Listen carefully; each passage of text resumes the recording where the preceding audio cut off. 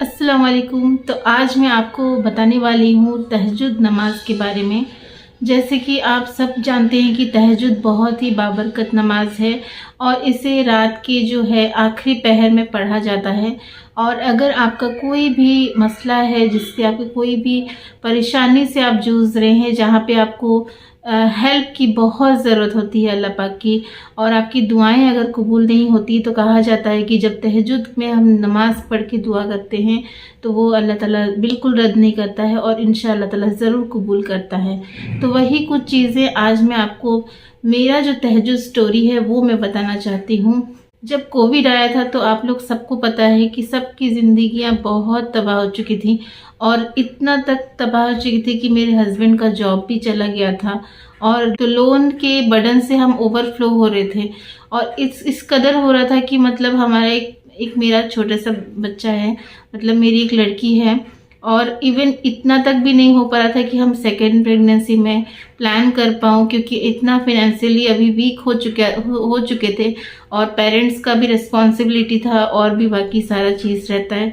तो मैं यहाँ पे आपको बताना चाहती हूँ कि अगर आपको कोई हेल्प चाहिए ना, अगर आपको कुछ चाहिए, तो सिर्फ़ और सिर्फ उस अल्लाह से तवक्कुल रखिए। और मैं आपको 100 टू 200 500% गारंटी दे रही हूँ, अगर आप उस रब से तवक्कुल रखेंगे और अपना सारा सीक्रेट जो भी जैसे भी मांगना है आपको उस रब से मांगेंगे, तो वो आपको कभी भी खाली हाथ नहीं भेजेगा। होता है कि हम लोग अक्सर दूसरों से मांगते हैं जो हमें जलील भी करते हैं और हेल्प भी नहीं करते हैं। तो इसलिए आप अपना मेहनत 100% कीजिए। और आपको अगर कुछ भी लगता है कि मेरा प्रॉब्लम सॉल्व नहीं हो रहा है, तो आप रात में जो होता है, जैसे कि हमारे यहाँ पे अभी सोचिए कि 4:30 को फजर होती है, तो आप 4 o'clock तक, 4:10 तक, 15 तक आप तहज्जुद पढ़ सकते हैं। तो आप 3:30 तक उठ जाइए, तहज्जुद की नमाज़ पढ़े। 2 रकात मिनिमम पढ़ना है, और 12 रकात तक भी पढ़ सकते हैं।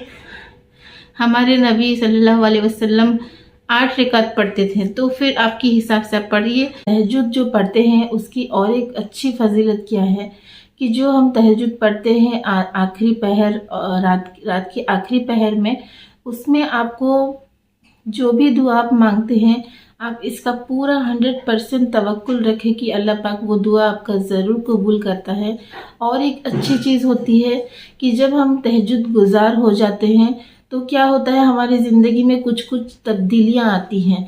तो जो बहनें भाई यहाँ पे तहज्जुद पढ़ते होंगे वो इससे रिलेट कर पाएंगे।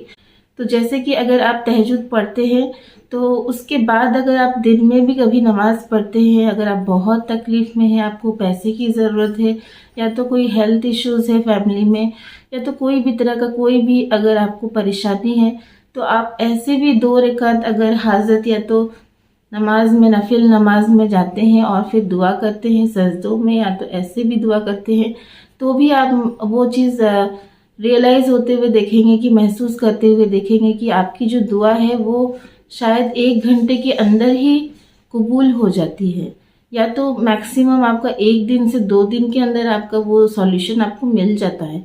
जैसे कि मेरे केस में मैं बताती हूँ कि कभी कभी ऐसा भी होता है कि मेरे पास बहुत मतलब तंगदस्ती रहती थी, और मैं सोचती थी कि 1000 रुपीज़ भी मैं कहाँ से लेके आऊँगी, और मैं खुददार टाइप की हूँ, मतलब मुझे किसी से भी मांगना पसंद नहीं।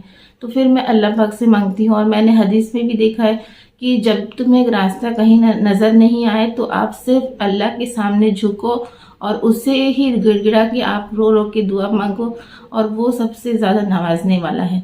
तो मैं यहाँ पे आपको बताती हूँ, मतलब मैं दुआ मांग के उठी ही होंगी, कहीं ना कहीं से कोई फ्रेंड ने मुझसे लिया होगा बहुत साल पहले और नहीं देता होगा, तो वो भी दे देती है उसी टाइम में, या तो मुझे कहीं से मेरे हस्बैंड से या तो किसी से भी कुछ ऐसा होता है कि पैसा मिल ही जाता है। तो एक दफ़ा ईद का दिन था, ईद से कुछ दिन पहले, तो हमने और मेरे शौहर और मैं हमेशा सोचते हैं कि पहले हम सारे फैमिली के, जैसे कि मेरे सास ससुर, ननद नंदोई, उनके बच्चे, सबके लिए हम पहले, और जितने केयर टेकर सब कोई के लिए हम पहले ईद का कपड़ा करते हैं टोटल, उसके बाद ही हम अपने लिए करते हैं।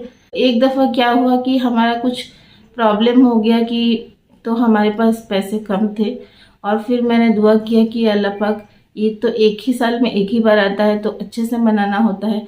तो मैंने बहुत दुआ किया रो रो के, और आप बिलीव नहीं करेंगे, उसी टाइम मेरे जो अब्बू हैं वो अचानक से मेरे घर आए और बोले कि ये लो 10,000 रुपया, मैं तो कुछ खरीद नहीं पाऊँगा, इसलिए आप अपने लिए और हस्बैंड के लिए, बच्चों के लिए कपड़े ले लेना ईद के। तो मतलब आप बिलीव नहीं करोगे, मेरे आँख पूरे भर आए, और उस टाइम मैंने बहुत कंट्रोल किया, और फिर मैं दिल ही दिल अल्लाह का बहुत शुक्र कर रही थी। और उसके बाद जैसे ही मेरे अब्बू गए घर से, मैंने फटाफट से 2 रकात नफिल नमाज पढ़ी। तो यही चीज़ें, छोटी छोटी चीज़ें आप करिए। जब भी आपका कोई हाजत होता है तो आप मुसल्ले बिछा के 2 रकात नफिल नमाज पढ़े हाजत की। और जब भी कुछ चीज़ कबूल हो जाती है तब भी आप शुक्राना नमाज ज़रूर पढ़ें। तो ये सब चीज़ें अगर आप अपने लाइफ में ऐड करेंगे तो इंशाअल्लाह ताला आपकी लाइफ में अल्लाह ताला बहुत बरकत देगा। अल्लाह ताला आपकी लाइफ में अल्लाह ताला बहुत बरकत देगा, और आपको शैतान की जो वसवसे हैं उससे भी दूर रखेगा। और एक चीज़ मैं आपको बोलती हूँ कि तहज्जुद की नमाज तो अच्छी है, ज़रूरी है, बट फ़र्ज़ नहीं है। तो अगर आप फ़र्ज़ नमाजें नहीं पढ़ते तो तहज्जुद में भी अगर आप नमाज़ पढ़ेंगे तो वो उतना काम आएगा कि नहीं, वो नहीं बता सकती, क्योंकि अल्लाह रब्बुल इज़्ज़त ने जिसे फ़र्ज़ कहा है, अगर हम उस फ़र्ज़ को नहीं अदा करते तो फिर वो नाराज़ तो हो जाता है, बट नमाज़ी का है। बट हमें भी चाहिए कि हम जो है कि उनके रसूल की उम्मत है, नमाज़ पढ़नी चाहिए, नमाज की पाबंद हो। और जो भाई बहनें हमारे जो जॉब करते हैं उनके लिए भी मैं बोलना चाहती हूँ कि मैं मानती हूँ सुबह से शाम आप बाहर रहते जॉब करते हैं, तो एटलीस्ट आप वहाँ पे फ़र्ज़ नमाज अदा कर लिया करिए, क्योंकि उसके लिए सिर्फ 3 से 4 मिनट ही लगता है। तो होप आपको वीडियो बहुत पसंद आया होगा। और अगर तहज्जुद रिलेटेड कुछ भी आपको क्वेरीज है, कुछ भी डाउट है, तो आप कमेंट में ज़रूर पूछें। ऐसे वीडियो देखने के लिए चैनल को सब्सक्राइब करें। टिल देन अपना बहुत बहुत ख्याल रखें। अल्लाह हाफिज़।